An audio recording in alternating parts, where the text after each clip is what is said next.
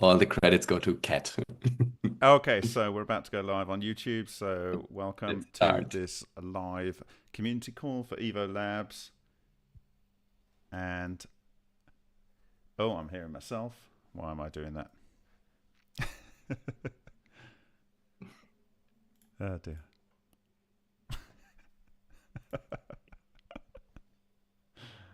Give me a second.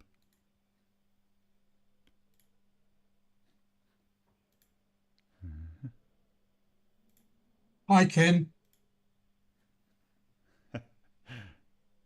Kim's not here. No. Hi, Paul. Hi, Paul. Oh, hi, Jorge. Great. I Oh, want hi, to ask Ken. you, I've got a couple of things I wanted to ask you later on.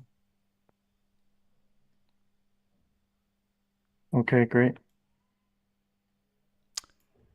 Okay, we are live on YouTube.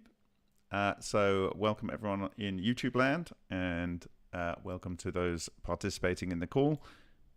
This is the 9th call, this 17th of June 2025 for EVO Labs. And so without further ado, Charles, would you like to go ahead? Absolutely. We've had an amazing month. Things are going incredibly well. I think you'll be quite excited when you get to the end of this presentation, as excited as I am, hopefully.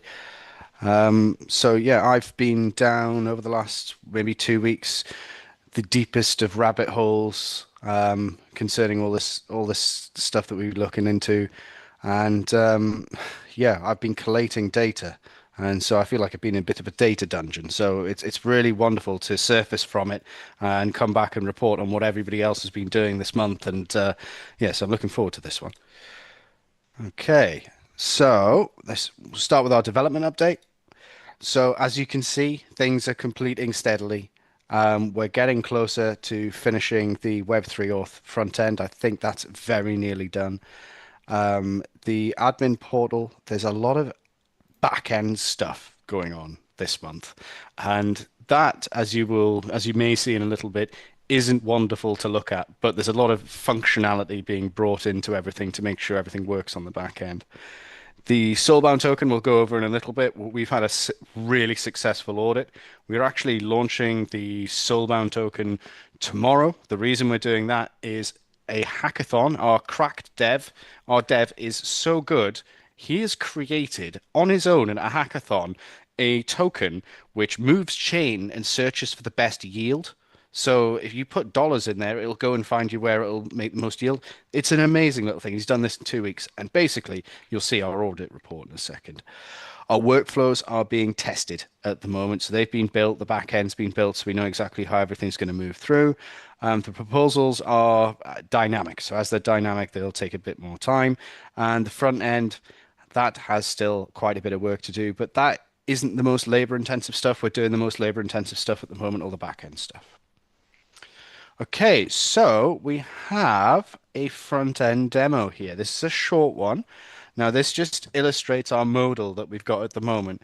So we've got multiple logins for your Facebook, your Google, your Apple account, your X, and any others. You can sign in with these, and it is a simple process that you're probably used to with other sites.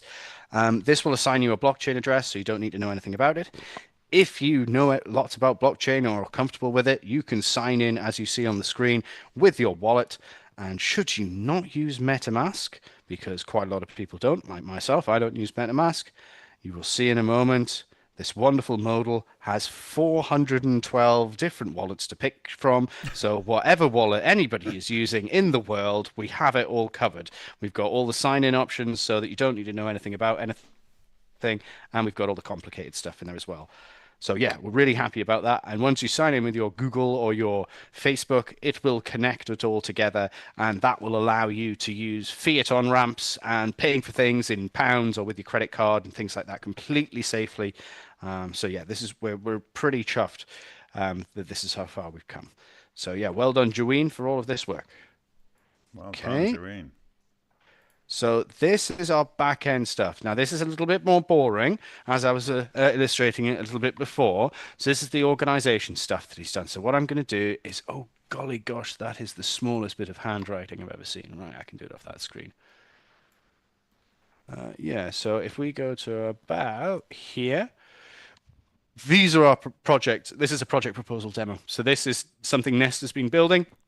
This is the full project proposal. As we've seen, pretty much similar to Charmverse, we've used Tunes templates, modified them so that this is a complete process. Like Paul's been through it, like a few other people have been through it, so that we can understand what's going on with the project.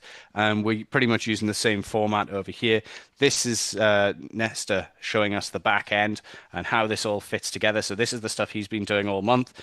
I honestly couldn't tell you what any of this means, but apart from looking at the titles and things like that, and you can get the gist. So where are we next? Dun, dun, dun, dun, dun, dun. Brilliant. Yeah, so as you can see, everything's easy to do. 318. We'll go to here. So we have invite set up, so admins and users can invite users, so we can cancel invites and things like that, which is another very useful bit of functionality. And where do we go here? Oh, and 237. So there was also the ability for the person who created a project proposal or any other type of proposal, as well as the admin, to be able to delete the proposal. The reason being, if someone doesn't like the feedback they're getting and wants to review it and do it again, they can delete it and start again. Or if somebody's, being a bit naughty and doing a naughty proposal, we can just delete it as admins and get rid of them, so the community don't need to worry about that. There we go. Okay, so the proposal workflows that you see on the screen here, these are all being ready. They're all ready and to be tested, so we can work exactly how everything moves through the protocol and how the flows work. So yeah, that's absolutely wonderful. We have the API almost complete, but this will allow admins to do all sorts of things that they wanted to do. We can create and revoke and move about API keys, and this is all the functionality that we'll have on the back end. And the final bit Nestor has been doing, this is just one guy's work over the month, okay? So, and then finally, he's building out the API reference documentation so that anybody can interact, or that needs to interact can interact, or that we can use these gets and do these things. So yeah, that's absolutely wonderful. So that's just one guy's work over a whole month. It is absolutely insane what this guy's doing as well. And he's only doing it 4 hours, like for 5 days a week at the moment. And he's doing all this. It's like, wow, he's cracked. Really, really good guy. So yeah, this is amazing. So we shall move on to the next bit. The smart contract audit. I won't tell you how worried I've been for months that firstly, you couldn't find a smart contract developer, that was really good. Then we find an amazing one. And then we, go to one of my friends and pretty much hero in terms of the smart contracting auditing world for an audit. It's a bit of a scary prospect. And what we have here is one of the best audit reports I've ever seen. The senior developer who was doing the audit, referred to this as one of the most defensive and well-engineered contracts with invariant tests and formal verification. Robbie has smashed it out the park, so much so that, as I was mentioning with this hackathon that he's just put in, he's having a beer tonight. So he won't be with us, but he is enjoying himself and celebrating this. So we've had an amazing audit. The audit report is on the blog. So if anybody would like to have a look at any of that, you can have a look at that. One thing that has come up from the audit, which isn't a serious risk, but it's something I spoke to Bob about the other day. So as we are offering soulbound tokens, there has to be a cost with these soulbound tokens. It could be potentially a penny or pennies. It could be $1. It could be $100. It could be $1,000. We can pick. But the issue is if somebody creates a bot that has 1,000 wallets and it costs $1 to buy a membership token, you could essentially have one person coming in for $1,000 who could essentially buy lots of tokens and change our votes so they could, change an outcome of a vote. So what we're going to do is we're probably going to start off with a very cheap soulbound token, so a couple of dollars, something like that, and then incrementally raise that cost so that the cost of attacking us with that attack vector becomes basically if it's more than $1 million, that will shy away a couple of people. If somebody really wants to mess with us, we're the ones who would receive the money anyway. So all we would really do would be cancel that soulbound token, issue a brand new one based on the contract that we have, and we'd keep the $1 million. So it may mess up one vote, but you know, you have to rely on myself, Toon and Chris to sign the transaction to push the capital through, so that we would always have some fail safes built in should a nefarious individual want to mess with us. Okay, yeah. Laptop arrived yesterday, so we've enabled Toon and myself to move forward with everything for the administration of the contract. And so once Robbie recovers from his hangover tomorrow morning or tomorrow afternoon, hopefully tomorrow afternoon, because he's having a good time, we shall proceed with launching that and make sure that we can integrate that with Nesta's back end that he's been diligently building for the last couple of months. Okay, this is an experiment. We'll see if this works. Can you hear it? Not getting audio. No audio. No audio. Oh. Okay, I know why. Give me a second. Dun, dun, dun. It's beautiful video, by the way. Thank you, Felix. Oh gosh, no, yeah, it is. I think it's a great video. Right, share sound. Pretty sure it's that one.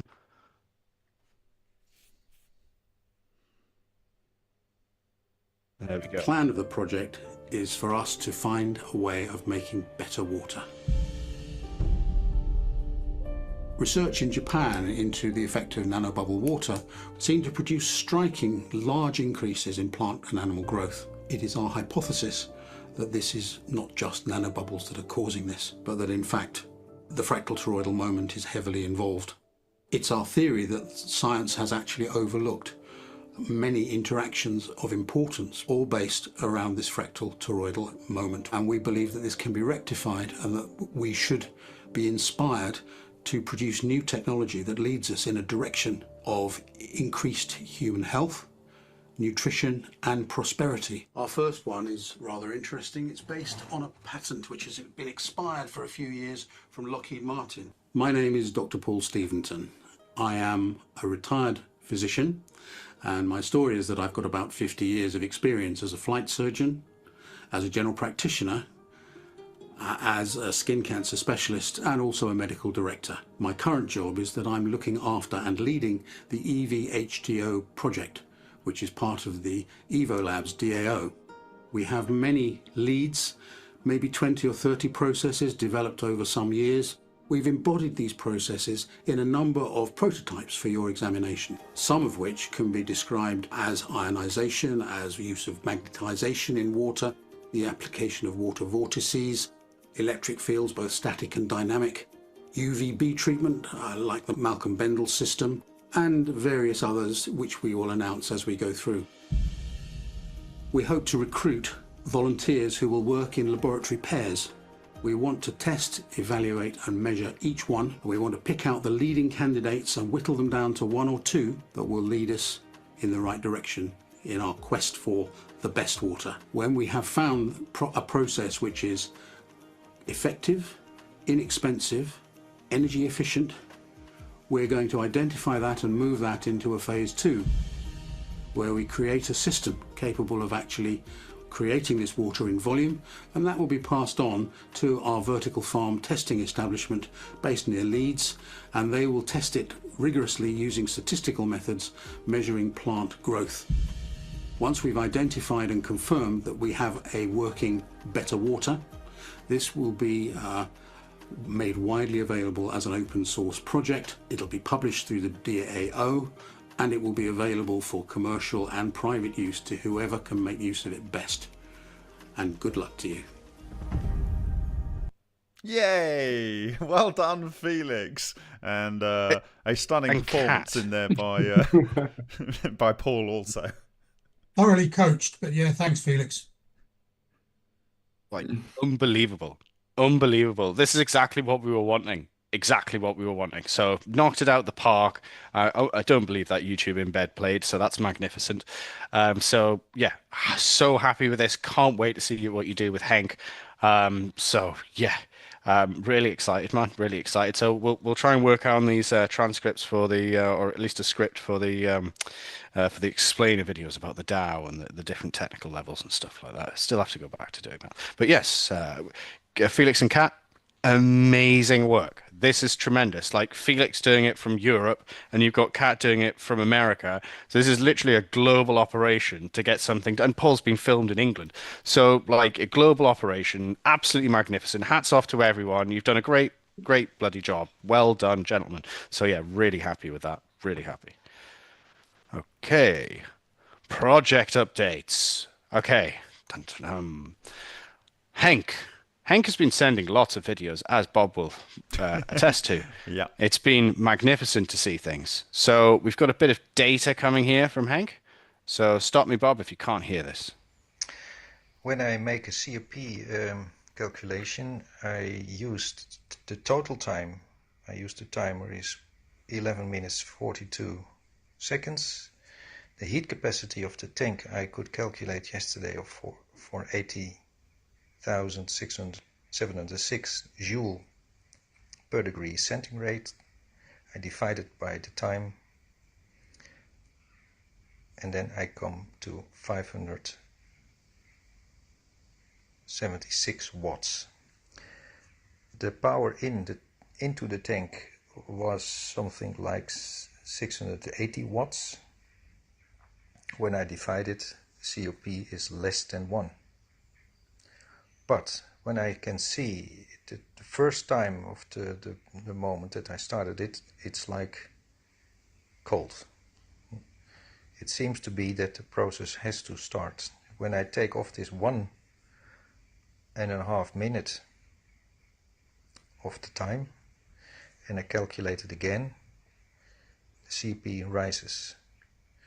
So this whole set of information already gives hints in certain directions. So when we can install the lab jack and more sensors and start doing this type of graph and this type of calculations based on also the changing power of the supply, we can get a very good feedback loop on the whole process. Adding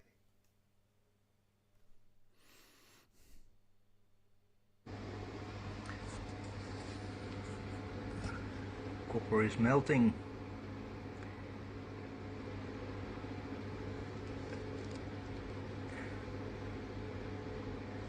Playing this one because it was one of the coolest ones that he sent over.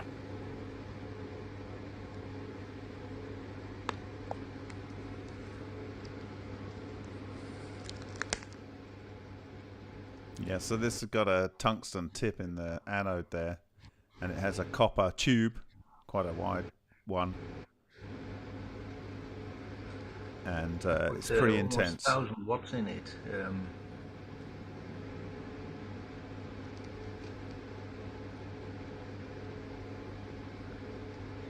Boiling. All right.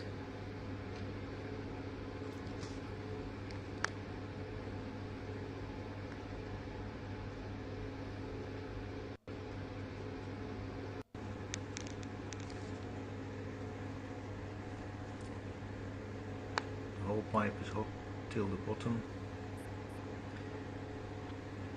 There is still some blue plasma around it. So yeah, most of Hank's video content over the last couple of months, last month, has been focused on like trying to take measurements and work out in his COP, and he's been working out the power that he's putting in is different in different places, and when he moves things and turns things off, he's getting different readings in certain places. So yeah, we may really need this lab jack and the data suite so that we can understand exactly what's going on. And it's going to be such a wonderful collaborative effort, for Artifact to be able to come in and help Hank understand exactly what the heck is going on.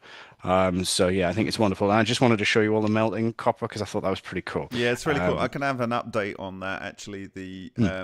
The password, when it was updated, the laptop caused it to not be able to be logged into, but that was resolved today, and so we should be able to get in a position where he can collect data more reliably, and hopefully that might happen sooner rather than later if you can be remotely supported to install the wonderful software produced by Artifact. Yeah, we've got loads of people that like Unix and Ubuntu and all that type of stuff knocking about. That, you know, we'll talk to Toon. I'm sure Toon and Henk can have a Unix chat. Yeah. Okay. Henk Tank. Amazing stuff. When Well done, Okay. Henk. Paul. So I have an update that you've written down, Paul. Would you like to cover it, or would you just like me to read it out? Oh yeah, I mean it's pretty straightforward. The cylinders are still being welded at the moment, so I haven't got the final results. But I thought particularly Ken will be interested to see how I've interpreted his specification at the beginning. I think from your point of view, Ken, I've managed to implement the idea of closely spaced cylinders. The challenge was getting the spacing close enough. I've got it down to 2 millimeters. And if you can scroll down, can you scroll to the next pictures? Don't worry if you can't. Basically, there are three independent motors, stepper motors, running three of the four cylinders, and the central one is stationary. Each cylinder has three commutators putting current or earthing the cylinder as appropriate, and the rotation speed I'm getting is about roughly 400 rotations a minute per cylinder, and the direction is switchable quite easily. So in principle, you can get them running in opposite directions at 400 RPM, which should be enough to raise a great deal of cavitation and turbulence, I think, with that sort of spacing. It looks as though we'll be able to get up to about 60 volts across the cylinders, and a cylinder can either be floating, earthed, or positive or negative, and you can choose exactly what mix you make just by switching. And this is really what that pyramid thing is trying to show you. The idea is that on the front, there's the speed control of the motors, three of them. The top, there's an ammeter, which shows the current going through the system. And on the left-hand side, there are four switches, each one four positions, which allow you to randomly set the cylinders any way you like in terms of their voltage or their electrical position. So I'm hoping that that'll be quite a lot of flexibility in terms of doing the experiment. Although, to be honest, I got absolutely no idea what to expect when it's turned on. I was asking myself if it was going to lift off and fly. I had no concept at all. So Ken, maybe you can help me. You can see that there's a gear train with three motors independent bearings and gears running each level, and each level has a platter on it engaged with stainless steel pins. And when you stack them up, can we go to the next pictures if there are any? Those are the four I was given, unfortunately. Oh, okay. There's about 12 actually, but when they're stacked, all the platters make a sort of wedding cake, and the cylinders make a wedding cake on top of it. And the idea is that the central hole has a vertical downward flow of water at about 2 liters a minute, and that comes up through the perforations in the platters and up between the cylinders at a steady rate. And this will give some kind of circulation. There will be evolved gas sensors in the lid of this thing, just for hydrogen and oxygen, but there'll also be a completely separate recirculation tank, which will have a few more sensors for the dissolved issues in the water, pH and so on. And it'll be very interesting to see what happens. But I think there's enough current potential for putting current through it and enough potential for rotatory speed to produce quite a lot of turbulence, shall we say. And I think that we'll see some cavitation quite early on. What will happen, as I say, I really don't know whether we're going to get strange radiation, whether we're going to get sparks. I was looking at Matsumoto's information that Bob was putting out and thinking, well, 60 volts made an awful lot of plasma and sparks. And I'm thinking, is this what's going to happen in the cylinders? But I think the setup is a bit different. But Ken, I need to ask you what sensors you want and how to record it, because I've got an interesting challenge in terms of the Arduino. I'm probably going to have to run maybe half a dozen, maybe 8 sensors through an Arduino and try to put it into the data collection thing. And this is going to be quite a challenge. And I want to start with the correct sensors. I've bought a few, but I need to actually check with you what you think is actually most appropriate. One of the things I might add is a magnetometer, because I know you talked about the electromagnetism of this water when it was coming out of the cylinders. But I mean, this is something we can discuss perhaps, after the meeting. Very, very, very, very well done. Yes, we can go through a lot of the technical minutiae after the meeting. Yeah, I need guidance now. I mean, I've got the mechanical stuff right, and I've got pretty much the electrical stuff right, but exactly how it's used and how it's all made to function, we need to talk. Will do. Okay. Paul, is it intended to be polymer always? No, it's just easy for me to prototype. Mm-hmm. And in fact, I picked quite a novel material, which is glass fiber reinforced ABS, mm-hmm. which is both waterproof and really as strong as aluminium. Mm-hmm. But it has plenty of virtues in terms of being easy to print. And I think that anybody could print this with a reasonable 3D printer. And one of my aims was to make this accessible so that people could produce it, at home in a small workshop, say. Could I ask, are the actual discs with the perforation cylinders in there, is that effectively a flat with a flange? Kind of. I mean, it's flat, all right. It's got a groove, and the holes are designed really, if you think about the holes rotating in opposite directions, the upward flow of water is being repeatedly chopped as it goes. Oh yeah, I get that. But what I'm saying is it would be relatively easy to CNC mill if it was from a thick cylindrical billet. What I've carefully done, Bob, is I've made step files of everything. Okay. And as a radiation expert, and having had some awareness of the strange radiation that can come out of a device potentially like this, I would expect it to be far less when it's not aluminium. Could you maybe aluminize the polymer there? I certainly could, but I mean, I'd just like to remind you that the cylinders themselves are 2 millimeter thick aluminium, rolled and welded, and I've deliberately made that the only aluminium in there, because that's where I hope to see the effect. Yeah. Okay. Great. I've made it accessible so that if you wanted to CNC it, for example, the step files are right there. Okay. And obviously the pinch effect that was observed by Matsumoto was on a very fine electrode, so you're unlikely to get it unless on parts of your aluminium parts which carrying the current have protrusions that are similarly pointy. What I've tried to do, I was considering exactly that point. Each cylinder has 3 commutators. Yeah. At the 3 points at 120 degrees. The idea being that I don't want connection and disconnection producing sparking.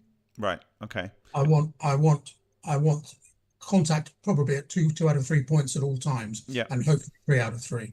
And as I say, it's a shame. I've got some rather pretty pictures of the design of the commutators, but I think that's just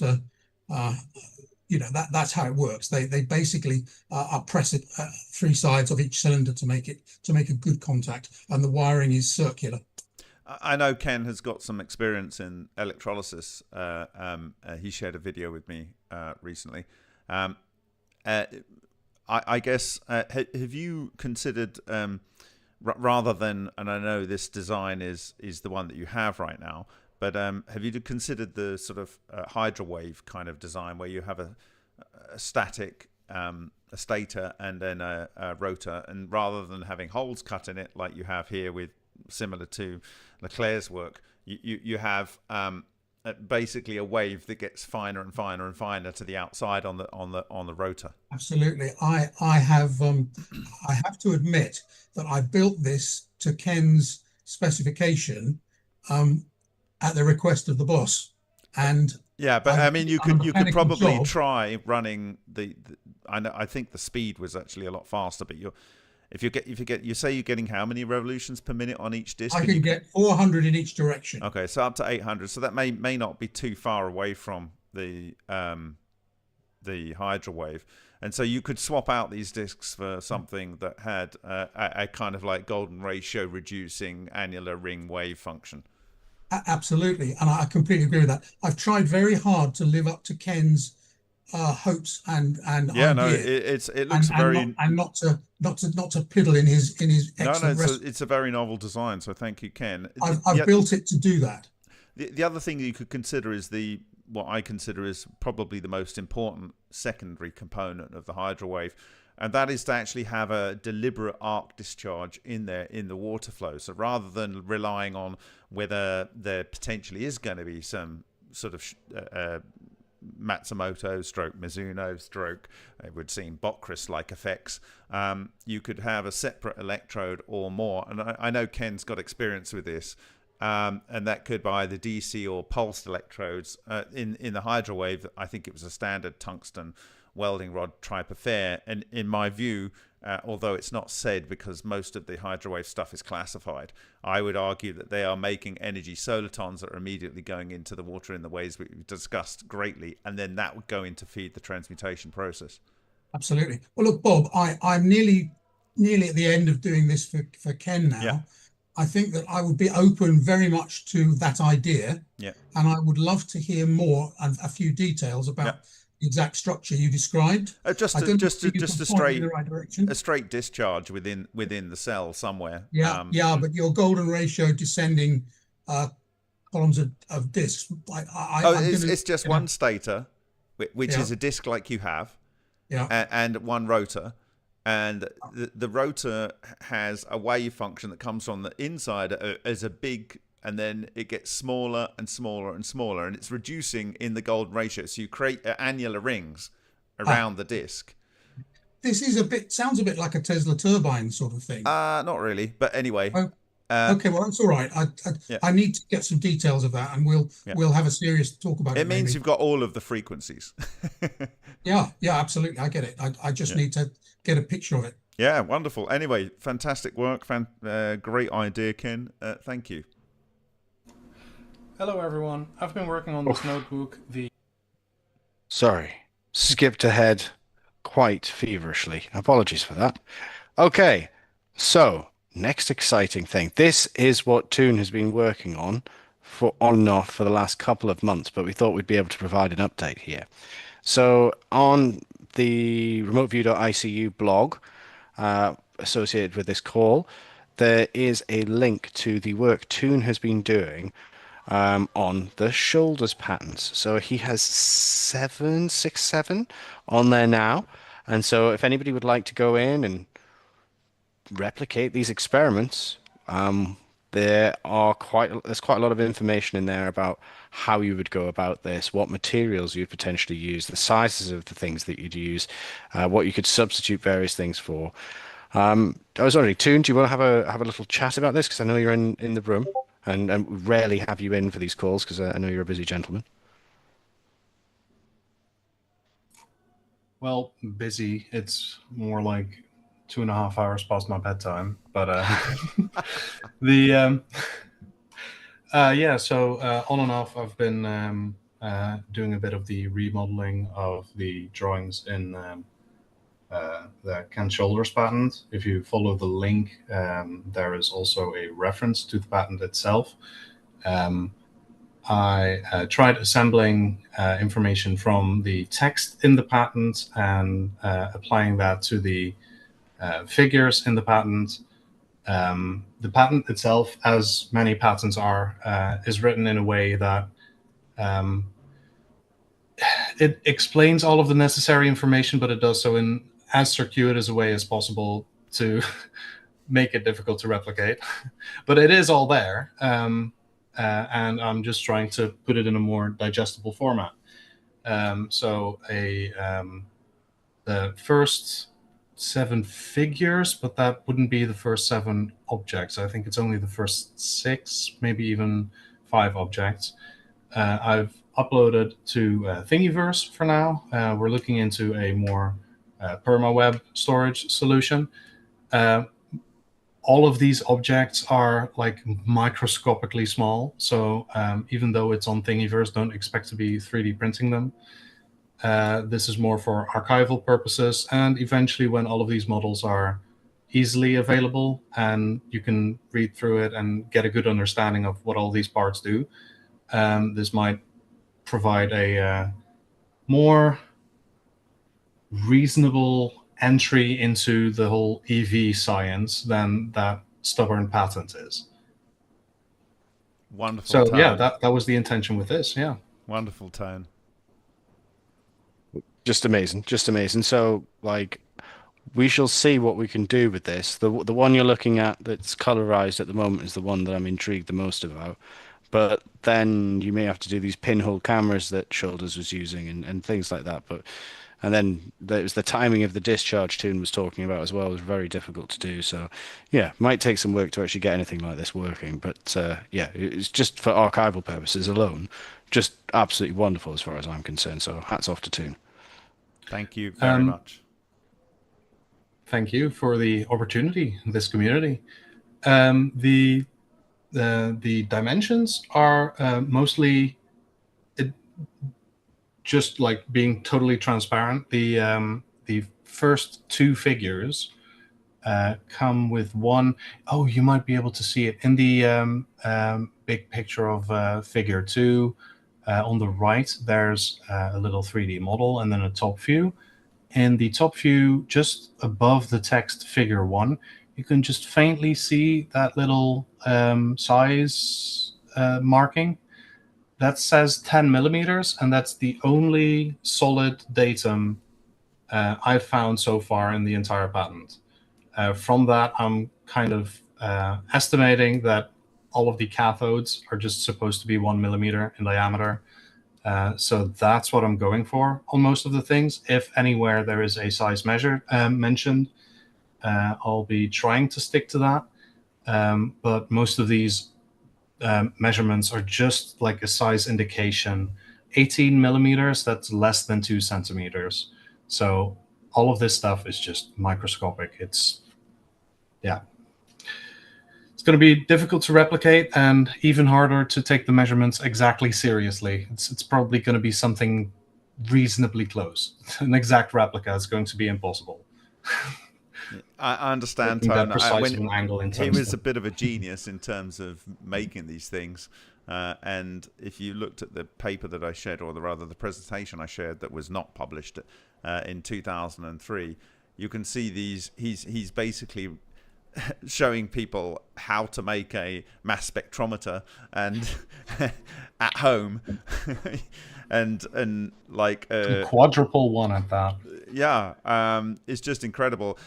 Interestingly, because you can physically see some of the components in there, I guess there's things like screws and resistors. You can kind of work out rough scales, as I used to do in the past with my 3D work, to reverse engineer 3D objects.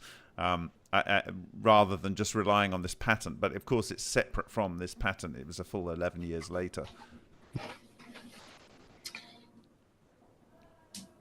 Perfect. Hats off to Toon. Done amazing work. Can't wait to potentially play with this soon. Okay, and now we're going to look at even more hard work that Toon has been doing. Very gratefully condensed his 9-minute video down to 3 minutes. That's how much stuff he's been doing on this. So we'll just listen to Toon again. Hello everyone. I've been working on this notebook. The intention is to provide people with the ability to generate their own coils, or at least the 3D files of them, with their own radii, with their own nesting frequencies, and whether or not they want it to be a solenoid or a coil. The program wasn't originally intended to be used for winding guides. I haven't gotten around to making STLs of those yet, but at the very least I've been able to define the paths properly and turn those into positive meshes, which is to say as though a coil with wire that actually has volume, and negative meshes, as in imagine a 4th order coil subtracted from a torus that could house it. Let's show that one. Here is a 4th order coil initializing. I'll run the code, and here you can see that 4th order coil.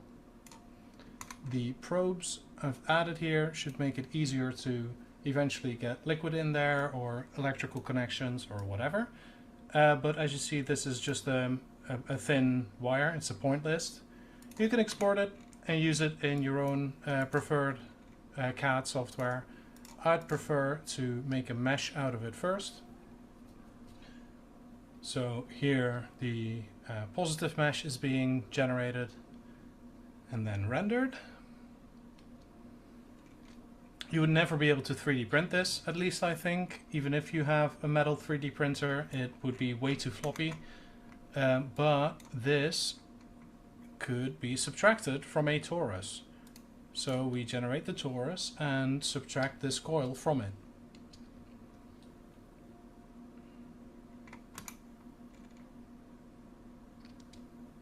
There we go. And now we have a torus with 2 small holes that that lead to this entire network of windings. You could print this and try to get metal in there. Try first to get the resin out, I suppose. Same goes for solenoids. If you generate a solenoid, you will have to toggle is torus false, and at that point this negative mesh thing will realize not to generate a torus to subtract the coil from, but instead a hollow cylinder to subtract the coil from that wall.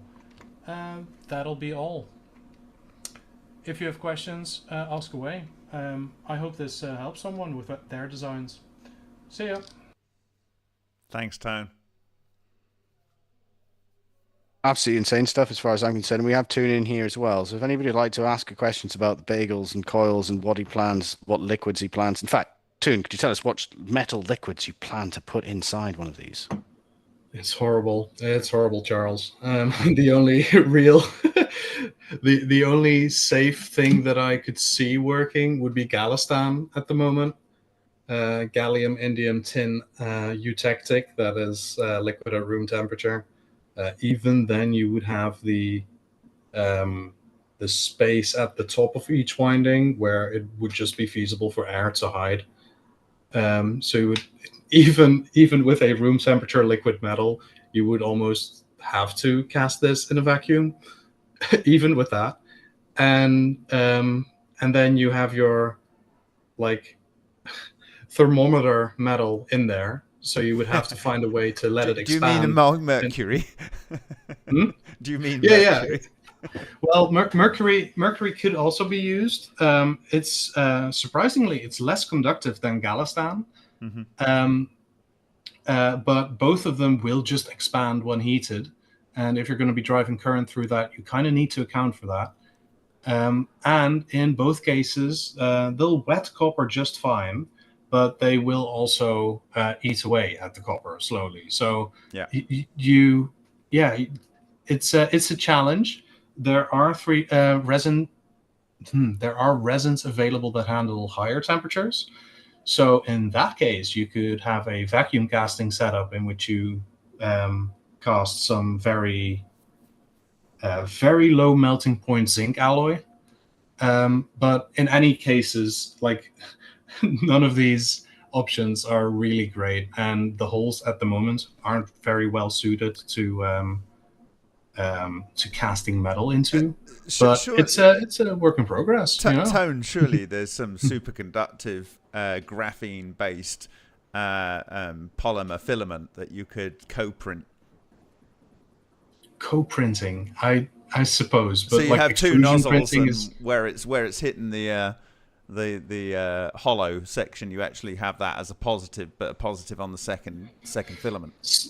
So I was also looking into 3D printing of metals and ceramics, and it seems there are some 3D printing techniques, DMLS plus SLS, where you could print some ceramic material in certain places and copper in other places, which would let you print a support material for the coil and the coil itself at the same time. But even that seems to need to use copper as the support material for the windings. Mm-hmm.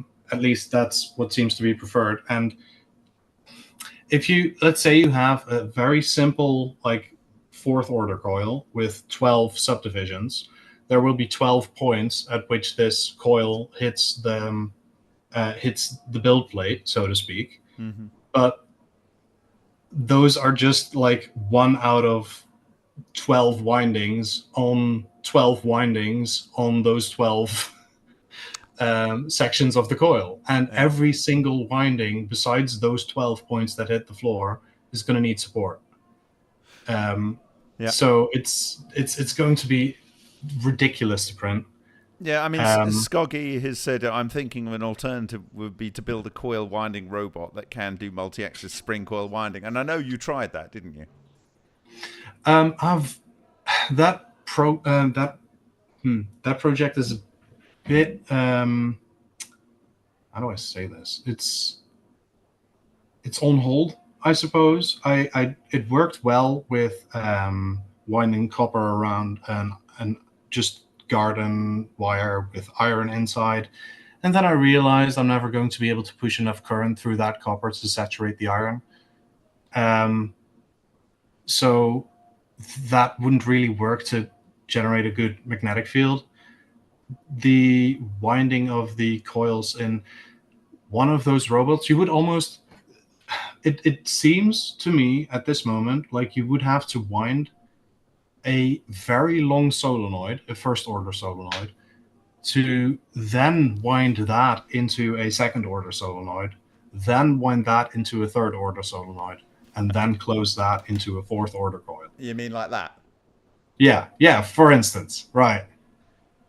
It is definitely possible. I mean, the Space Case did this. He developed out of chipboard and stepper motors, and it is a 1, 2, 3. This is the fourth order tour.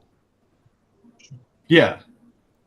Toon, I think there's some experience. There's some industrial experience, isn't there, with winding coiled coils in the light bulb industry. The old-fashioned light bulb industry used machine. That's a good one. I should look at. Maybe we should look into how that was achieved, because it was achieved quickly and cheaply with very small coils. I don't think I've seen one of those light bulbs in a lot of years. But Toon, you have to be very old, but it actually was done. Yes, the ancient techniques. No, that's a good idea. I should look into that, because if it can be done easily and cheaply, right now, the initial inspiration of building that entire notebook was to build winding guides at the appropriate pitch, right? Because you can just wind it as densely as you would like to, but if we're going to be doing like reproducible, very well-controlled coils, like parametrically, I would like to be able to know exactly how much wire I'm going to need, how wide the winding should be, how much space there should be between windings, and all of that's really difficult to find online. There really aren't any equations for that as far as I've seen, and to be able to render these coil shapes, I really thought it was going to be something simple like using cylindrical or spherical coordinates and just putting some sines and cosines together. It turns out that it's funny, the Bagel game mentioned something like this, where the fields are not just dependent on the current, but also the first derivative of the current and the second derivative of the current and the fourth derivative of the current. You can only really generate a helix around a path if you first take the gradient of that path to compute a local coordinate frame. So first you generate this one loop, and then you use Franet's like tangents calculations to give every one of those points a normal vector on which you plot your next epicycle, right? Your revolution around that coil. And then you take that path and you compute its gradient and use that as a local reference frame to compute the next order. And in a way, those gradients are like differentials. So to get a fourth order coil, you'll need the fourth order differential of just a circle, in a way. Yeah, I mean, when I did the sort of first attempt at using it, I used I think it was made in the 1990s plugin. It actually worked on the beta for the developer in Lightwave, and so that's how I made a model of it. But it would only produce. I could export it to an STL, but it wasn't parametric as such. And then someone developed a parametric one for Lightwave. So we shared that in the early days. Not Lightwave, for Blender, I think. We shared that in the early days. But again, it didn't calculate the length of the wire required. And I do know from the guy that built this that it does actually require a very long piece of wire. My God. And you've got to make sure you don't break it. I separately to this file, I worked on calculating the length of wire required for a coil. Mm-hmm. I was going for a 1.5 millimeter wire itself, Mm-hmm. And then a 6 millimeter first order winding, and then a 24 millimeter second order winding, and so on. I calculated it to be around 27 meters of that 1.5 millimeter wire being necessary, just to make an object that's like 30-40 centimeters in diameter. Yeah, it's crazy. It is a space filling fractal after all. Yes, it's very tough. It makes you really appreciate how beautiful nature is, and from my latest understanding, and this is compliant with the actual observations we've had, the original matrix of magnetic fluid in the Henkyu and Vega Valley, the channels are around about just over 1 millimeter, and it turns out that's exactly the size of magnetohydrodynamics you need to make from a plasma to create the required core magnetic field in order to create color disconfinement of baryons. And then when you get a quark gluon plasma, it's then around about 1 micron. So when you go from a plasma, you're talking 1,000 times larger for the same amount of magnetic strength as you get from a quark gluon plasma. And then when you've got that, it basically is self-sustaining in that it's just a superfluid, the most superfluid thing that man knows. So we're in a situation where we're trying to create something that nature just does. I saw a comment from Skoggy in the Zoom. Yep. You do have to keep the wire at exact location, no sliding around and whatnot. Super glue it's messy at this order of complexity and precision required. Yeah. So effects have been observed from imprecisely wired coils as well. Mm-hmm. So I don't think the precision is needed to achieve effects. But if we're going to be like consistent and reproducible and parametric about it, I would like it to be very easy to do so. At this moment, I don't have the winding guide shape yet, nothing you can print to guide the wire around. And I don't yet have the support material that you could put between the windings to make them stable.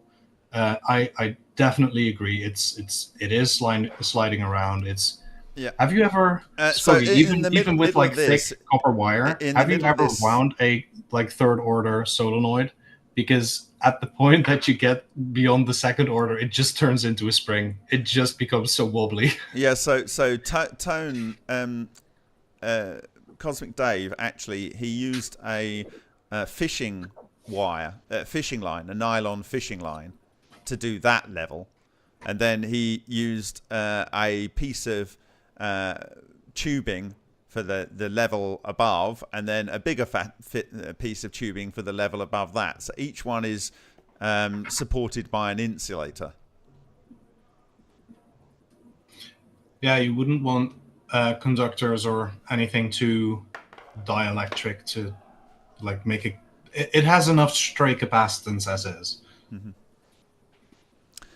Yeah, on a flip side, the Avramenko plug variant that I discussed a couple of weeks ago was made by Paul Harris and tested, and in the case of the Therify, it was able to detect a voltage of around about 130 volts, I think. And from a a Griffin Brock tube, it was able to detect something like 20, 30, 40 volts, which is not detectable by any other means. So it really does seem to see torsion fields. And I have one, actually, and I'm yet to try it with this bagel. But if it works, it means we have a very affordable and practical way to see the torsion fields in the ether. Interestingly, it also seems to be able to see telekinetic ability from your fingers, which is quite amazing.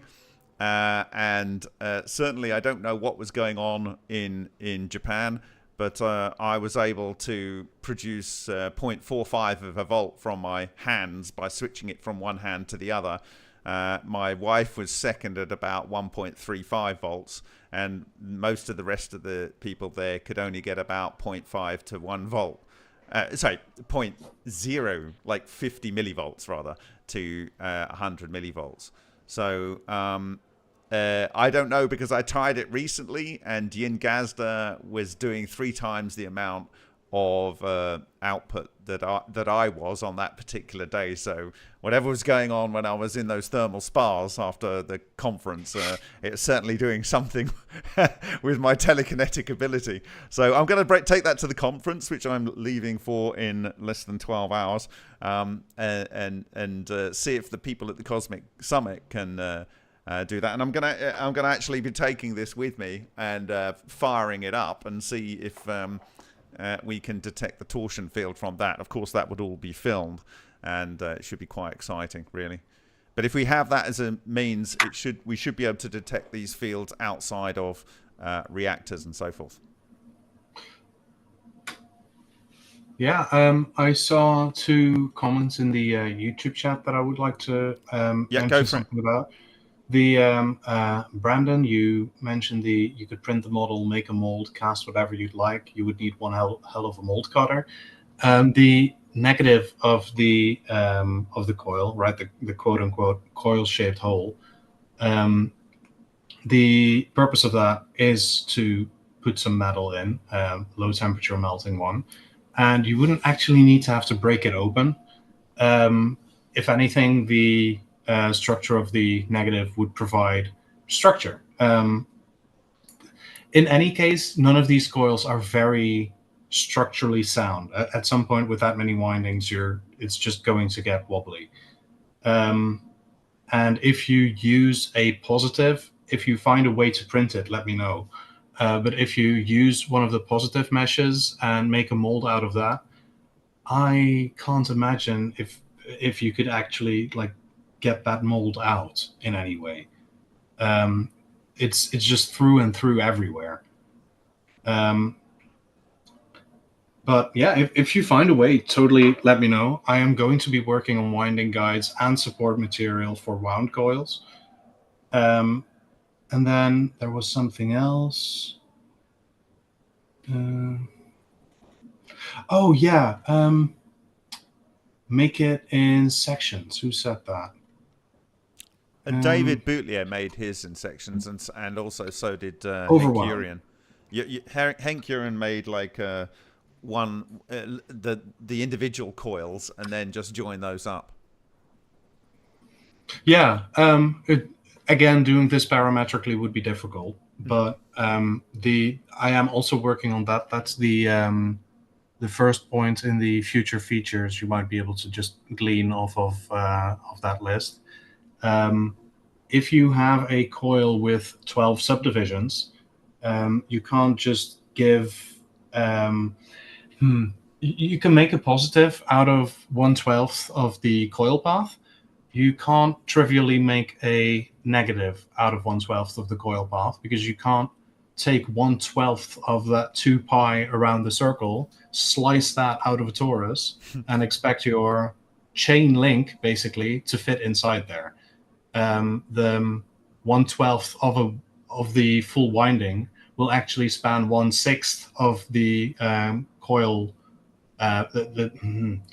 the 2 pi around that central axis, because it starts and then it goes in a big loop to the second point.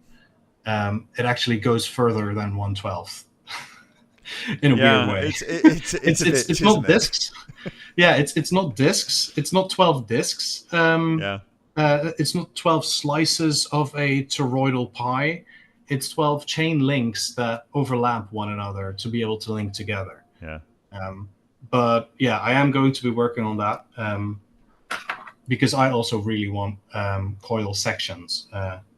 I really want to know if you have like almost an entire coil and then just remove one section, what the field structure would be like between those, just where one winding is missing. Is it going to have, is it going to sustain the same structure of field? And if so, can we somehow use that in like plasma experiments? It would be really interesting to see what kind of effects the plasma would experience in the middle of these fields. But for that, you would need to be able to interrupt the coil, because you won't have the plasma where the coil is. Honestly, Tone, I think almost the easiest way to build these things is actually with plasma, using a configuration not too dissimilar from the 48/8 capacitive plates of the so-called alien reproduction vehicle. And if you split that into 12 of 3 around the structure and had the 8 capacitive plates up, you can phase up and you can phase round, so you'd have 12 virtual segments which you can spin with one level of shear in the plasma, and then vertically, and then you can actually address the spin on each of the 12 segments. Does that make sense? Possibly. No, I understand. It shares almost all of the characteristics I'm looking for, but I wouldn't know how to run it exactly. I'm much more familiar with coils. I'll know when something weird is happening with something that's supposed to just I envisage inserting the required electrical device or the phased capacitive array into a plasma chamber like Henk's plasma chamber. So that provides the overall source plasma, and then you spin the thing using the phase capacitive array in there.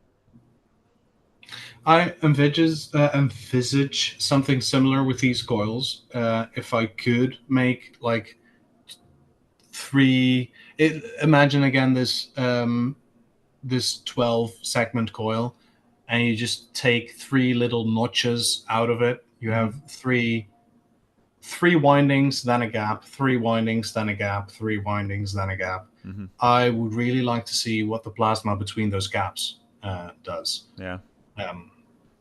But yeah, for that, the coil would also probably need to be insulated. Yeah, I mean, the thing is, we're trying to create something that nature actually doesn't make. We're trying to make it so we can electrically connect it, whereas nature creates superconducting individual small loops that then fractally link together. So it is but a poor imitation, but one that we can hook up to our power grid. Well, hopefully. thank you very, very much, Tone, for all of that work. It's a really interesting concept to do that negative and seeing if you could put some form of liquid metal in there, and it would be great if someone could actually achieve it. Yeah, and you know, who knows? You might even be able to achieve something with water. I don't think you can run a lot of current through there because you're going to consume it. Mm-hmm. But if we're going to run AC through it anyway, it might be worth a try to put some high-frequency AC through water. Mm-hmm. Might also work. Mm-hmm. But yes, it's been a pleasure to work on, and yeah. Thanks, Tone. Great. Very welcome. Thank you for your time. Awesome work. Yeah. I'm always astounded when we have our time with Toon, and he's like, "Oh yeah, I've been doing this and this and this and this," and it's just amazing. Right. Hello, everyone. No more Toon. Bye, Toon. Oh. Okay. So as you will have heard, like we've covered quite a lot of things when it comes to data. Like we've talked about artifacts, LabJack device and all the sensors. Paul's mentioned needing 7 to 9 sensors for the stuff he's working on. We've got STL files, we've got 3D printable stuff, we've got other bits and pieces that people have been creating. So when we've been looking at what we initially wanted to do with data, we were like, right, we get all documents and then we feed them into an AI, easy peasy. But it's now turning into a bit of a larger scoped thing where, and this pretty much has spawned listening to Artifact and everybody talk, as well as listening to Sterling the other week when he said that he would like any experimental data to be explorable and for other people to be able to look at this experimental data and make their own decisions about it. And I thought that was a really kick-ass idea. So Martin at the moment has been spending quite a lot of time ruminating on how we build something like this. And as the scope has expanded, like the AI thing is like at the end, pretty much. It's just an output. So over the next month or so, we're probably going to come more of an idea, try and get everybody together. It's been a bit of a challenge. Everybody's been away doing things and working on other things. So what we would like to do is try and formulate an idea about how we bring in all the STL data, how we bring in all the documents, how we present these and how we store them on IPFS. So I just wanted to give everybody an update. Like, we're not just looking at documents anymore. We're not just looking at these types of things. We're trying to work out how we structure all this and how we create a resource database that everyone can access. And as Paul illuminated in his lovely, wonderful video, it'll be open to everybody. So yeah, we're all on the same page, but just wanted everybody to know it's taking a little bit longer. Do we have a librarian identified? Like Sir, librarian. skipped me a page. So there we are, sir. The research collection. So over the last couple of months, Alex, Lex, and Sterling have been collating information like some very studious librarians. Alex in particular has a wealth of data, which I've gone through. We have also acquired all the Winterberg stuff from Jared Yates, so we've got all of his documents. Space Case has also volunteered his data as well, so we've amalgamated that. The Patrick Kelly Guide to Free Energy Devices has also been amalgamated. Sterling's databases has been amalgamated. And I'm currently working on Jeremy Reese's Alien Scientists database, and dear God, that is the most in-depth database I've ever come across in my entire life. I've been selecting it by folder and been like, okay, I'll take that folder and then sort that. The recent one folder today, 8 gigs. You know, previous folder, another 8 gigs. You know what I mean? And it just keeps going and going and going and going. So at the moment we have 24 gigabytes of sorted, non-duplicated data in the form of patents, in the form of papers, some images, some video, some audio as well. This is Tim Ventura's old stuff. This is like as many people from the community who have put their stuff together, and it's actually forming. It's going to be. I think it's going to be incredibly large. It's probably going to be 100 gigs by the time it's finished. And what we're doing at the moment with Bob's stuff is we are looking at a couple of videos. That Bob has selected himself, some series that Bob selected, and what we're doing is we've got the transcripts, that's easy off YouTube, but the problem with YouTube is it's all wrong. So Bob doesn't know, like YouTube doesn't know what a fractal toroidal moment is. Like if you say Roystev or whatever it is, it doesn't understand that. It thinks you're talking about toasties or something.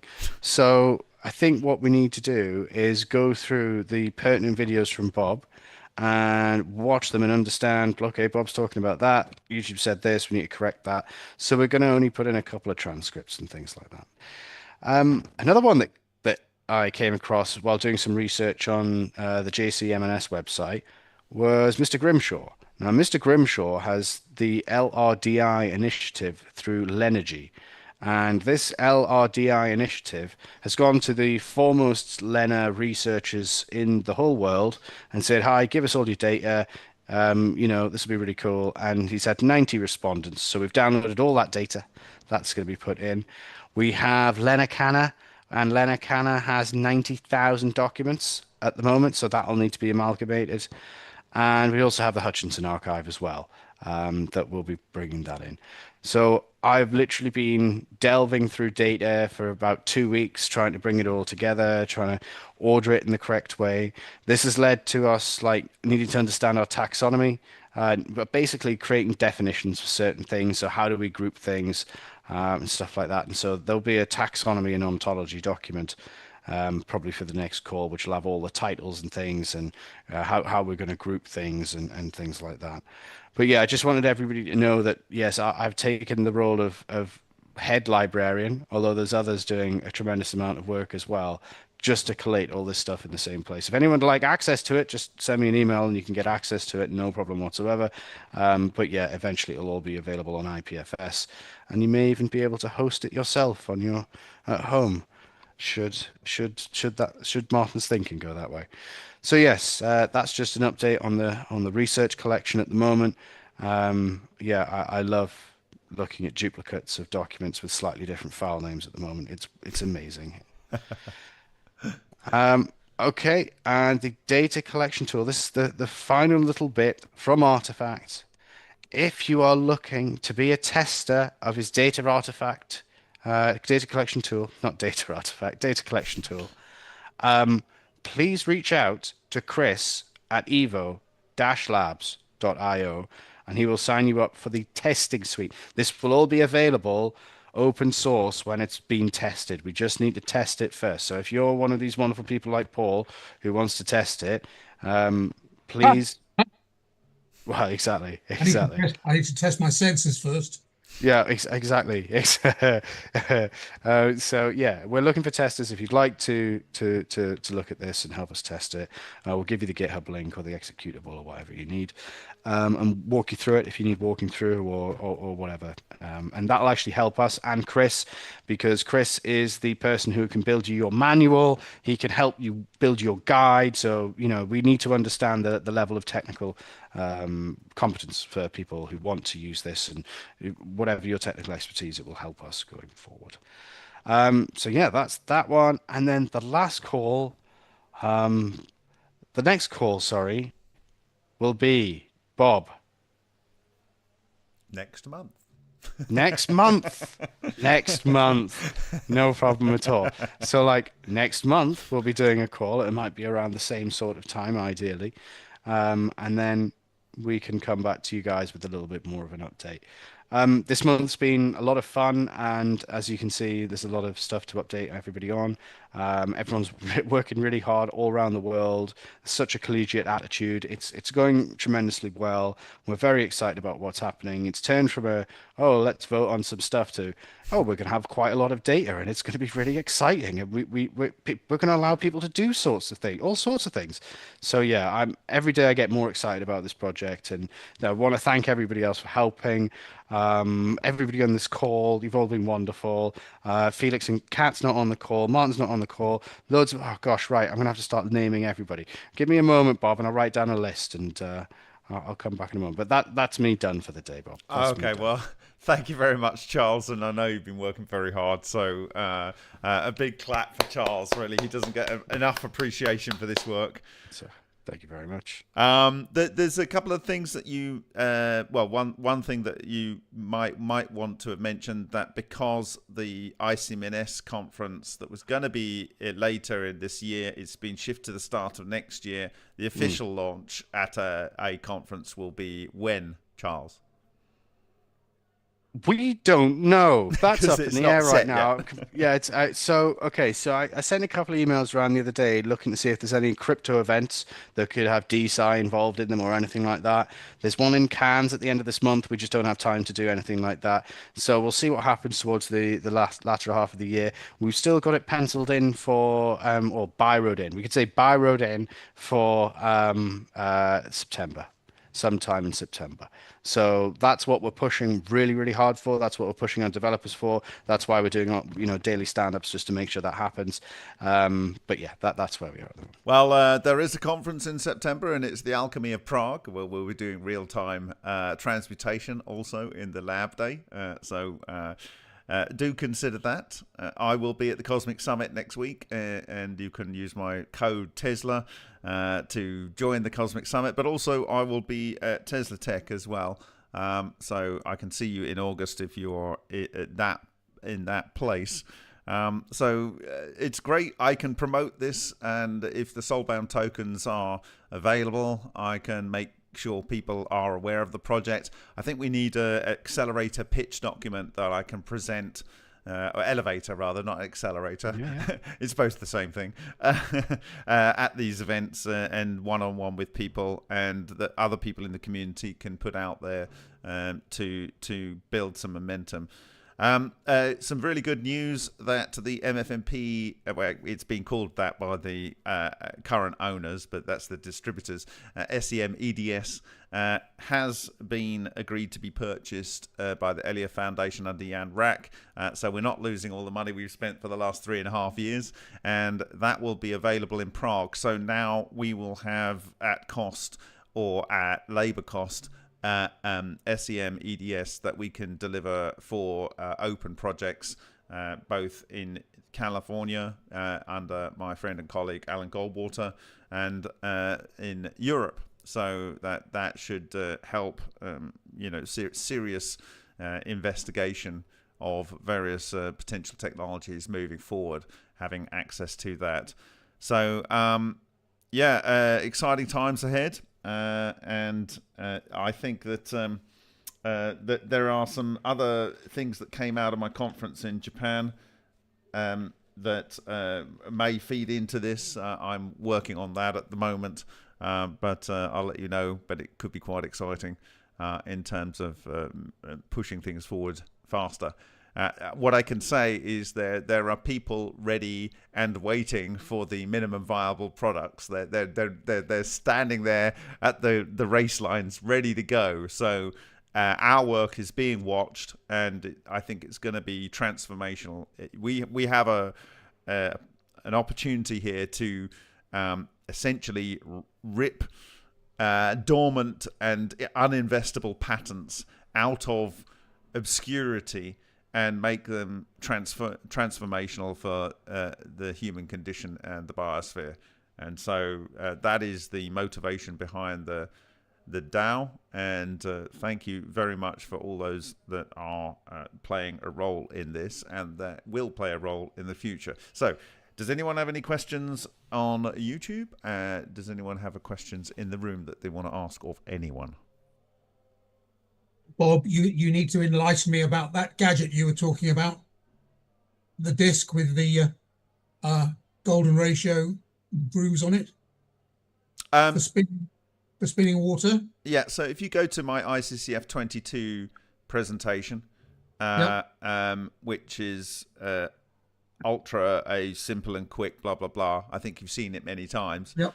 I talk about CladOff, and I talk about the Hydra Wave, and I show two pieces of equipment that were in two separate parts of the Soviet era chemical and biological weapons decommissioning that was conducted post-Cold War. And you see two pieces of apparatus. It's in a classified report that had a summary that was made available. I give the link to that on the slides, which you can download. Right. But what happened was when they ran out of chemical and biological materials to deactivate, and the reason you did it in a fluid is that you break up the chemicals without burning it or whatever. If you burn a biological or chemical weapon, it just goes out into the atmosphere, and unless you do it 100%, you're going to release that chemical or biological into the atmosphere. So they had to do it in this closed system. When they ran out of stuff to deal with, they looked at whether CladOff's cavitation destruction of matter work was actually valid, and sadly it was after he died in 2003. And then 2006 and 2009, I think, respectively, they found that CladOff did cesium-137, but they used strontium yttrium-90, and they found that it actually did work. And in both cases, that means it's a weak interaction, and so forth. And in that, there's some diagrams of the device, and I was, when I reached out to the Russians and specifically Parkhomov to say, look, what should we propose to Fukushima for fixing the radioactive water there? He said, oh, why don't you just use the Hydra Wave? And it was just like, oh, that's what you'd use. But that's coming from someone in the know. but it describes it as these rings which change frequency. It is my assumption that the best, and it's not described, that the best would be a fire ratio reduction, which means you would working it with nature, and regardless of your speed, you're going to have harmonics that are occurring across all of the frequency ranges as it comes. And I've been looking at how to generate that in 3D printing and step files quite recently, so that would be fascinating to have a look at and see. Thanks, Bob. I'll try and see. I can probably knock something up in 3D. I'll give probably me a picture. I think in pictures, so give me a picture. Yeah, so I have if you can imagine a radial extrusion, a lathed extrusion, and the lathed extrusion would be like that. Yeah. Okay. So I'll make you a model and throw it to you. Thank you, and then I can just think about how to produce it. Yeah. Luckily, I'm connected to a couple of engineers who are much more versed than I am in CNC and all the rest of it. So it doesn't have to go to China. Oh, well, that's okay if it does. They use a lot of energy as well. Yeah, mind you, they wanted £1,000 for 4 cheap aluminium cylinders. So yeah, okay. Okay. Anyone else got questions?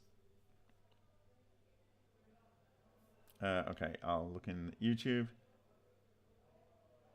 It's all good, Bob. Yeah, I think it's all good. So I can go and finish packing. I can pack some of the stuff I've got on the desk here. Cool. Hey there. Oh, sorry, we have someone. Go on. I just wanted to do a little segue for Benjamin Isaac here. He was interested in discussing a little project that he wants to bring to EVO Labs, which is more along the lines of explaining the scientific mechanisms behind astrology. Okay, interesting. Go on. Hi. You there, Ben? Yep. Can There's you hear me? Ben. Yep.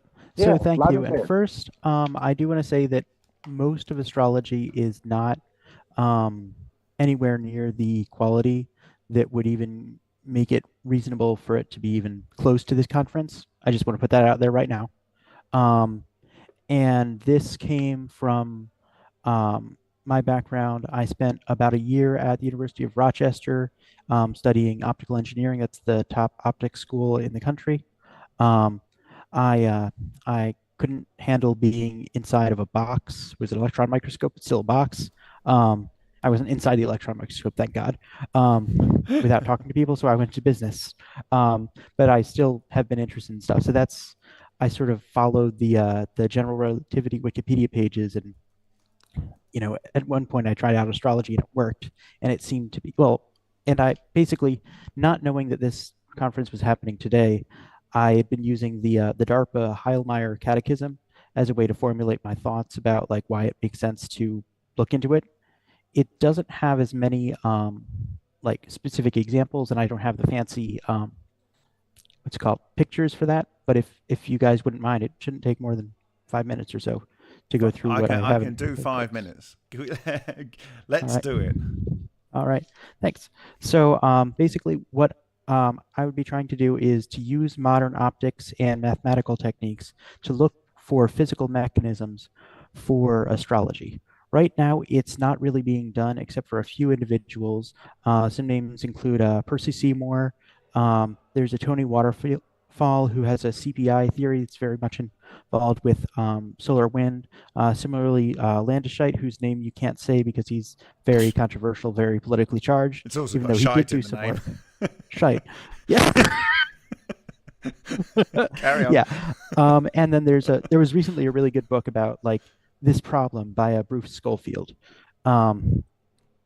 So the limits to this, there's a strong stigma against research, little to no public funding in the US. There was a guy named Handy who wrote a book, I think it was the University of Pune, I don't know how to pronounce it, Pune. in India, where they gave him some money to test vaccines on sheep. The actual analysis, when I looked at it, was not very well done, by the way. So this is not it might be funded, but it's not very professional.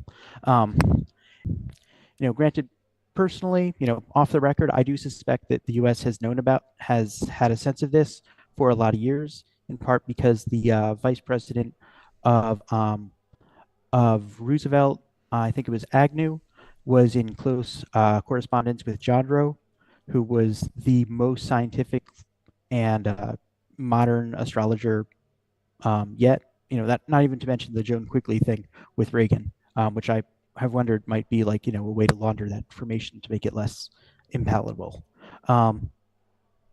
But with my approach, would basically be to look through the sheer enormous quantity of new optical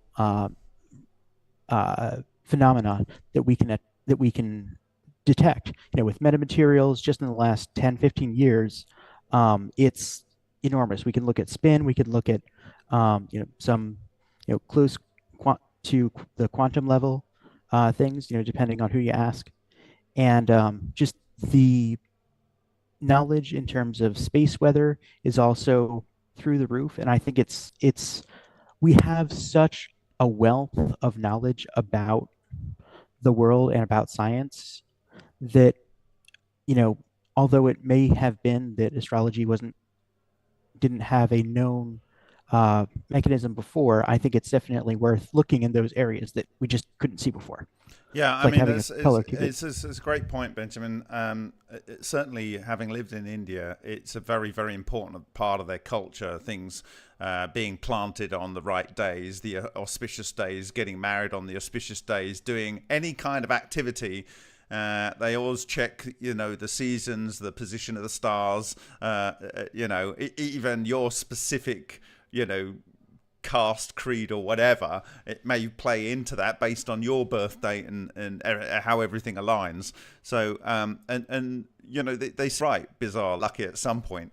But there is a long history of people doing things because of certain things that they see in the environment, which are proxies for potentially something that's going on a much larger macro level in the cosmos. Certainly, having translated the work of Dr. Alexander Parkhomov and also the work of Simon Schnoll, this common cosmophysical factor, that is actually, in my view, what we are dealing with in the processes we are working on. So I think your work, if you can find, so what are you looking for? The correlations between a good harvest year, or the correlations between germination or of seeds, let's say, in the plant world, or are you looking at the birth rates within the US in a particular region based on particular sun and planetary alignments, and whether there's any correlation there that could be seen represented in some of the photonics? Is that the kind of thing that you're looking at? Yeah, and what I'm really doing, because I went to I am very much aware that when you simplify, when you just use the first or second order terms of a Taylor expansion, you lose a lot of important data. Mm-hmm. And I wonder if astrology, something about this, especially some of the more advanced techniques for predicting things with astrology. One of them where there's a similarity between what happens one day after the person was born with what happens 1 year after the person was born. Right. And that, although I don't have the mathematical or physics background to correlate it, that sounds extremely similar to some sort of similarity that might be looked at in earthquakes or something else. And I honestly suspect that looking through this, using these things that it's basically been natural selection over thousands of years, what works, what doesn't. I think that there might be some total insight. resonant beings in tune with our environment, which is also a resonant structure and a greater resonant thing. And it's just the complexity the apparent complexity hides the probably real simplicity of the whole process, and it's complexity out of simplicity, and so I think that if I'm kind of liking the idea of taking a photonics approach, because photons they work naturally with quantum fluctuations. That is to say, it's non when I say quantum and non-quantized, it's working in an analog sense, which does all of the integrations of the effects of the whole universe in one go, which is why people are moving towards photonic-based computing and so forth. So, what would be your key proposal? So my key proposal would be to create first a list of potential areas of research to highlight. For instance, there's the idea that astrology is very relevant based on the person's birth. My personal suspicion is that has to do with either the circulatory system going to breath as opposed to the amniotic fluid. That's a new path in the heart area of the brand new baby. There's also the possibility that the reason that's relevant is that it's no longer surrounded by a liquid thing. So I've been looking in terms of frequencies for things that are very much attenuated by water, so that if that water is no longer, or liquid, specifically amniotic fluid, so that if that fluid is no longer blocking it, then there would be that availability for that first stamp. Because I'm trying to find out what is actually underlying this and how it affects things. It's also because it's not just a human thing. These are relevant for earthquakes. There's a guy, Richard Cordano, whose work is phenomenal, who just daily posts predictions for earthquakes, and we need to do, or somebody needs to do a proper analysis of his work, and all of that's on Twitter. Like there's just so much available stuff that's easy pickings, and I think that yeah, I mean, it's definitely a great blue ocean from a personal perspective. I think that as soon as the gametes come together and you mint a new DNA, that DNA is then starting to resonate with the fractal field out there, the actual fractal toroidal universe, and so your phase actually starts at the point of conception. As soon as that new DNA is minted, or it might be a previously minted DNA, but it's either re-phase locking onto the previous incarnation, or it's an absolute brand new read-write access to the Akashic record, and so it's gonna have points in its future that are going to link in with certain cosmological aspects. Now, from my point of view, from the broader aspect of what the DAO is trying to achieve, the DAO is trying to achieve health benefits and also transformative change. Obviously, to a degree, we're focused on forgotten or ignored technology where there's been previous patents, and if you can find sort of concepts, there are, for instance, Russian authors out there that linked some of these concepts together.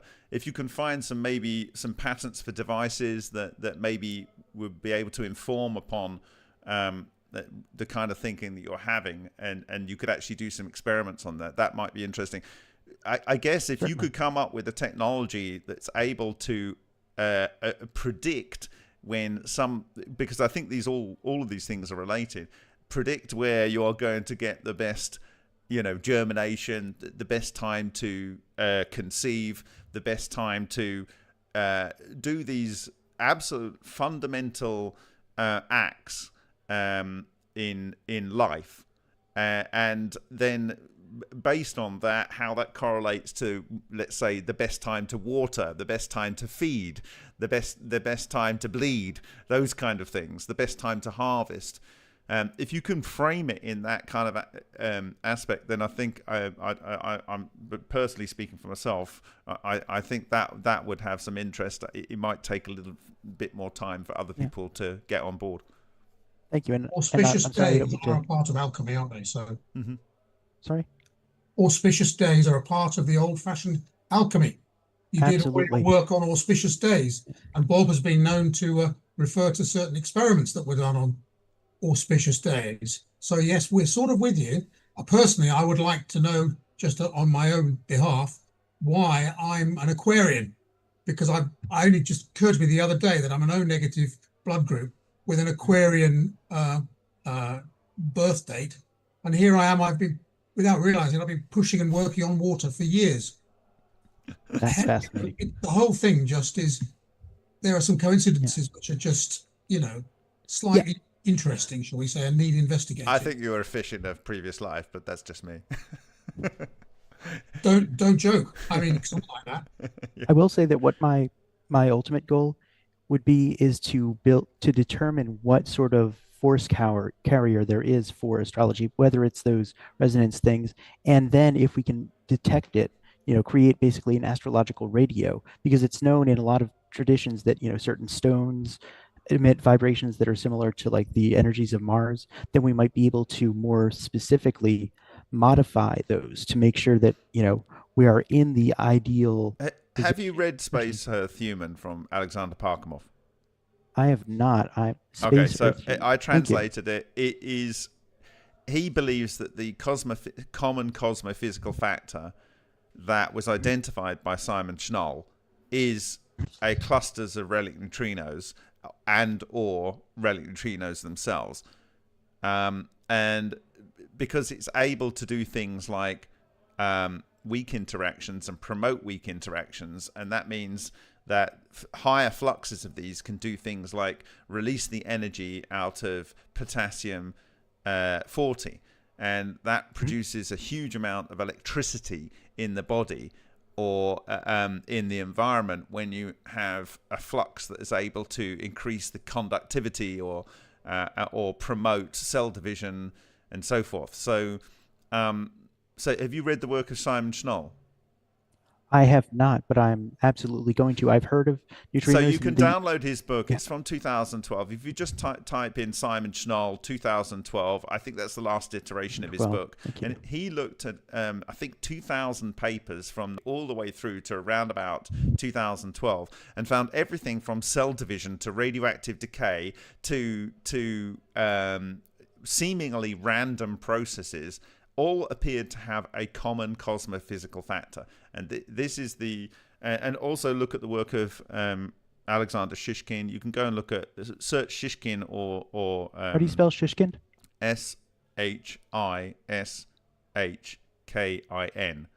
Thank you. Yeah, so he believes it's not so much the relic neutrinos, but clusters thereof. And that these are... between the two, I think you're getting close to... It's not so much the force, but the process carrier, because they can be gravitationally lensed. And so therefore alignments of celestial bodies, including the black holes, suns, and galaxies themselves.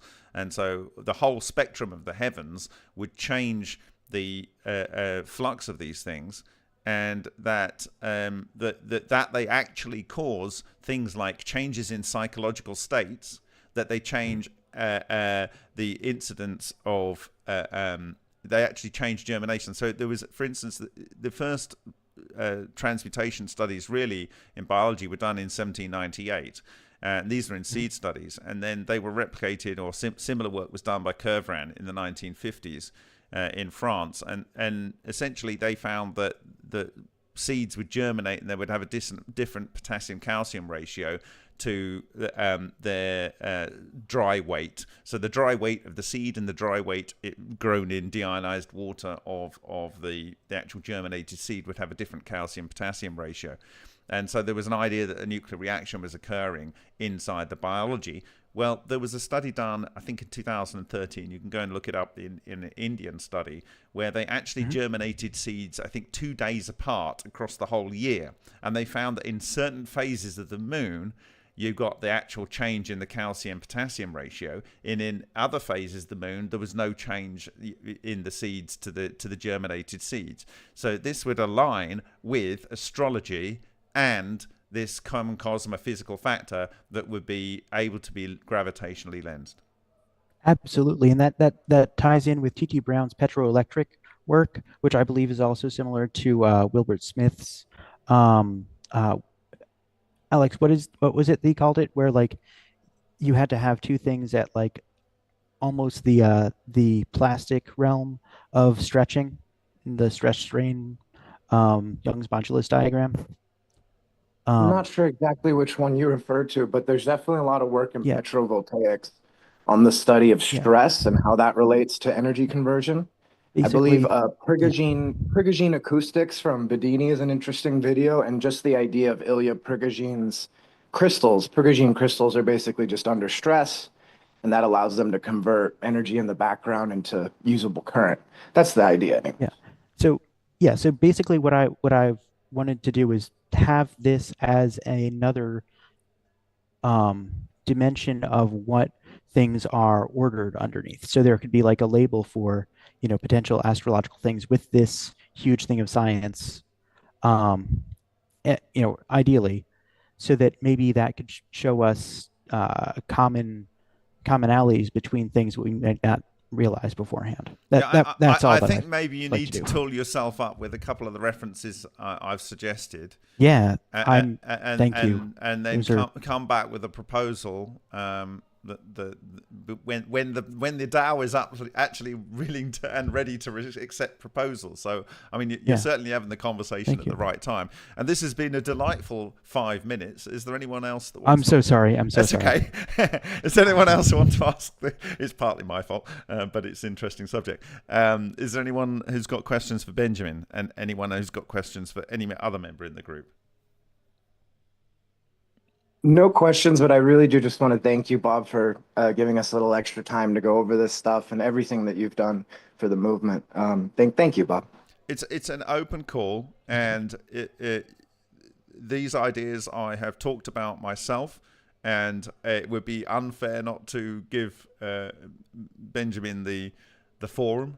And I think it's a really interesting idea because there's no one actively working in this space on those particular topics. So I'll be interested to see when he's tooled himself up what he comes up with is a research plan. And I do think that photonics and those kind of things is a good way to go.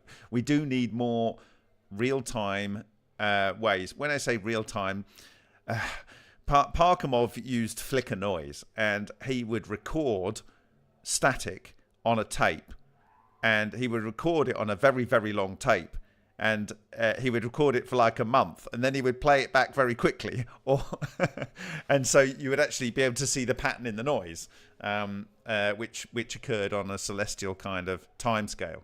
So very, very valuable, I think, to read that, Space Earth Human. And I must confess that I do receive some funding from people that purchase that. If you wish not to buy it for that reason, then that's up to you.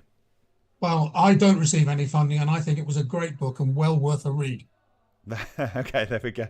Thank you, Paul. Okay, well, I do need to go and pack, otherwise I'll be stuck here and no one will see me at the Cosmic Summit. So, has anyone else got anything to say? If not, then thank you again, Charles. Do you have a closing comment? Yes, I just want to say thank you very much for everybody who's been collecting data for the past God knows how many years. Terran Earthling especially, Space Case, Alex, Sterling, everybody who's on the team, everybody who's contributed, everybody who's came together. Like, we love the way the vision's going. It's expanded, and it's going to get even more exciting as we go forward. I'm really interested about what Benjamin's been talking about, and this seems absolutely fascinating. So yeah, we'll Benjamin, send us an email, and we'll see if we can get a project application more refined for you, and see what happens in the future, mate. Brilliant. Well done. Awesome. Thank you, Bob. Thanks, everyone. Have a nice evening. Bye-bye. Bye-bye.